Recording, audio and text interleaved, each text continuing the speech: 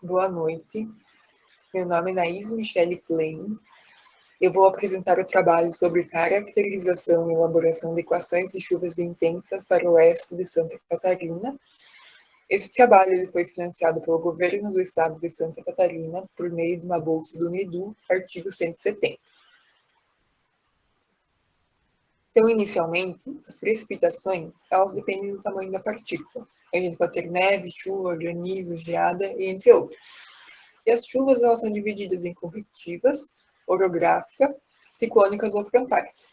A água, quando ela chega no solo, ela vai infiltrar ou escoar. Ou seja, ela vai virar escoamento superficial ou subterrâneo, ou ela vai abastecer os lençóis freáticos. A água das chuvas ela é muito importante para a manutenção da vida na Terra, mas ela também causa problema, como as enchentes e as inundações.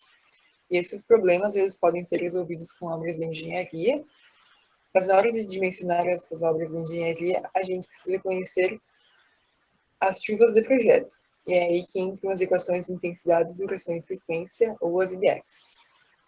O problema apresentado no trabalho é que a variabilidade das equações de precipitações intensas no oeste catarinense pode ser representada espacial e temporalmente por meio de interpoladores em um sistema de informação geográfica.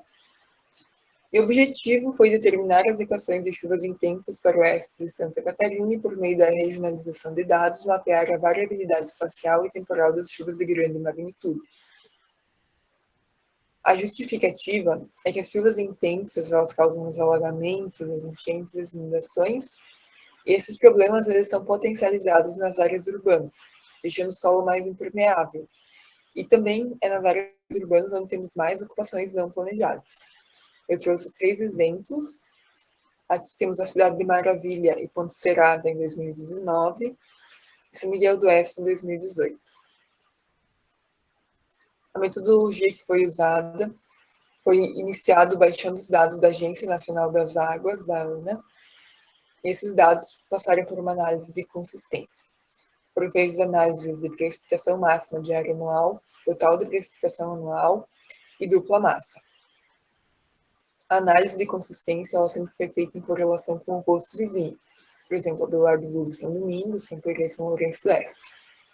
Também foi aplicado o teste de normalidade de Kolmogorov-Smirnov para verificar se os dados tinham uma distribuição temporal normal ou não. Vale lembrar que só foram utilizados dados consistidos no trabalho e também séries históricas que tinham no mínimo 30 anos, porque são necessários no mínimo 30 anos para poder definir fim. Em seguida, foi feita a aplicação do método de Gumbel, onde inicialmente foram organizados os dados em ordem de maior precipitação e foi definido o tempo de retorno e a probabilidade de ocorrência. O Gumbel ele gera uma equação. Essa equação ela foi testada pelo teste ANOVA com alfa de 0,05 para ver se ela estava adequada ou não. Partiu-se então para a desagregação das chuvas diárias, foi feita pelo método da CETESB de 1979, onde a gente transformou as chuvas de um dia em chuvas de menor duração. Partiu-se então para a definição dos parâmetros da equação IDF.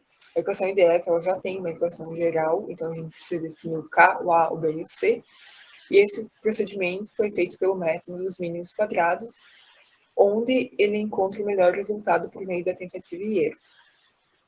Com as equações já definidas, a gente analisou a eficiência delas com o Nash, onde o Nash varia de 1, que representa um ajuste perfeito, até menos infinito.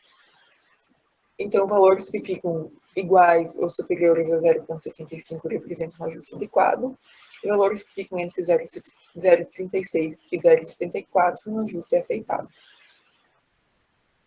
O próximo passo foi a regionalização dos dados, onde a gente utilizou todas as equações que foram feitas nesse trabalho, mais uma equação que foi feita em outro trabalho, que é da cidade de Uberlândia, Santa Catarina, ou no ponto conhecido como ponto do Sargento.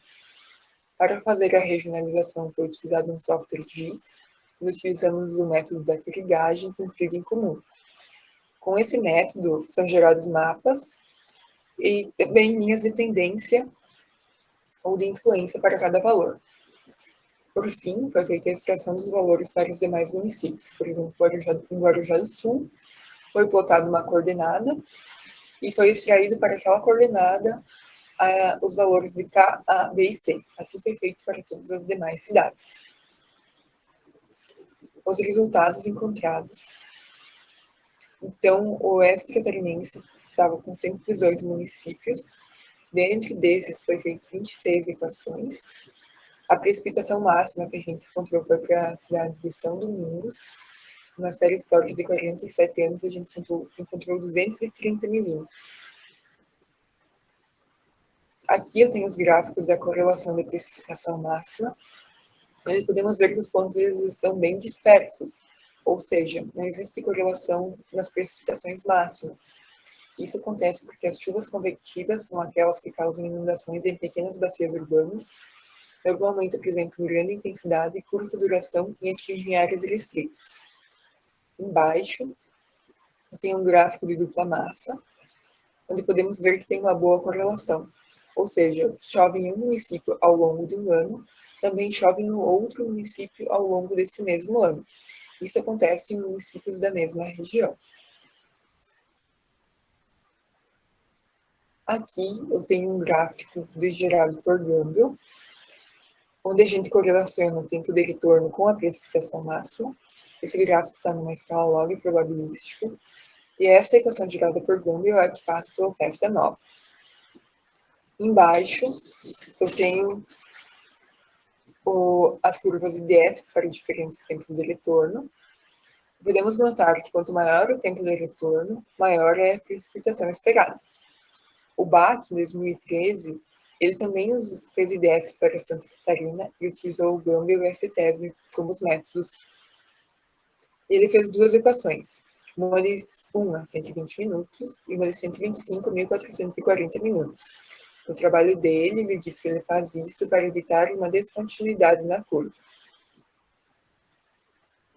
Aqui, eu tenho os dados feitos pela análise de variância nova, e podemos notar que em todos os resultados, em nenhum momento o F pertence à região crítica. Ou seja, a equação gerada por Gumbel, ela atende às expectativas. Ou, de forma mais simplificada, a média dos valores calculados, ela não tem diferença dos valores observados. Aqui, eu tenho dois gráficos gerados por Kolmogorov e Smirnov, um com uma distribuição normal e uma com uma distribuição não normal. As distribuições não normais, elas também foram consideradas no trabalho, porque não é possível a gente controlar o clima, porque em um ano pode acontecer precipitações muito fortes, e em outro ano apenas precipitações mais fracas. Isso gera séries diferenciadas.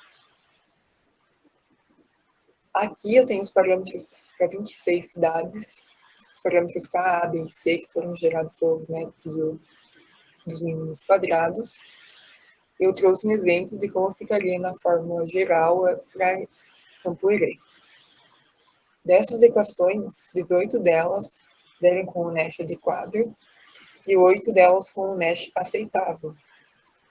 O melhor Nash que a gente encontrou foi de 0,99 para a cidade de Palma Sola, e o pior foi para a cidade de Dionísio Cerqueira, que ficou 0,616. O Freitas, em 2016, ele também utilizou o Nash para verificar as equações dele. Ele encontrou valores de 0,99 e 0,97. Aqui, eu tenho um mapa da regionalização, onde em verdinho tem os municípios do oeste, e os pontinhos vermelhos são as cidades que já têm uma equação gerada pelo método dos mínimos quadrados. Foram mais 91 equações geradas pela regionalização. Eu tenho elas aqui nas próximas tabelas. Eu tenho 3 tabelas que foram geradas. A Caldeira, em 2014, ela também usou a regionalização para definir as equações DF de todo o Rio Grande do Sul. Porém, na hora específica de fazer a regionalização, ela dividiu o estado em regiões hidrologicamente homogêneas. Por fim, conclui-se que as chuvas máximas analisadas têm diferença de precipitação, mesmo com cidades da mesma região. Eu trouxe um exemplo, por exemplo, São Domingos, uma série histórica de 47 anos, a precipitação máxima foi de 230 milímetros, e em Macieira, uma série de 43 anos, a precipitação máxima foi de 133,8 milímetros, ou seja, temos uma diferença de 96,2 milímetros. Essa diferença a gente já pode ver lá nos gráficos de correlação da precipitação máxima, que eles não tinham nenhuma correlação, e pode-se ver mais uma vez a importância de cada cidade ter a sua própria equação IDF e não utilizar a de uma cidade próxima, por se tratar de estar na mesma região ou muito próximo. E obteve-se equações estatisticamente robustas, representativas quanto à intensidade, duração e frequência das chuvas para essa região. Fica aqui o meu agradecimento ao governo do estado de Santa Catarina pela concessão da Bolsa de Estudos do UNEDU, artigo 170,